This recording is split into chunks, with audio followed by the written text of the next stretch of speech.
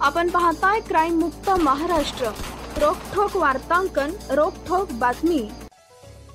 पुण्यात मागील काही महिन्यांपासून गुन्हेगारीच्या घटनांमध्ये वाढ होतीये।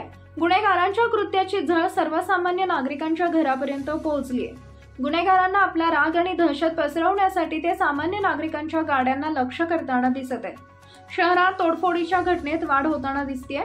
शहरात विविध कोयता टोळ्यांनी धुडगूस घातलाय। शहरातून दैनंदिन गुन्हेगारीच्या घटना कानावर पडत आहेत।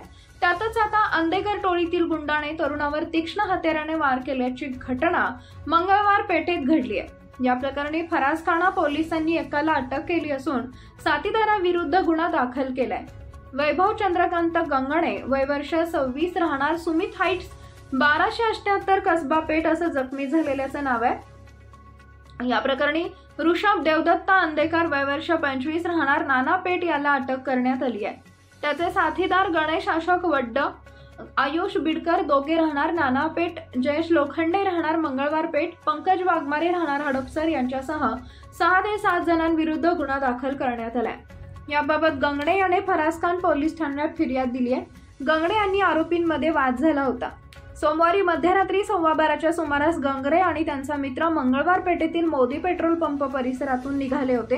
त्यावेळी आरोपींनी त्याला गाठलं, शिवीगाळ करून आरोपींनी मारहाण केली, तसेच त्यांच्यावर तीक्ष्ण शस्त्राने वार करण्यात आले।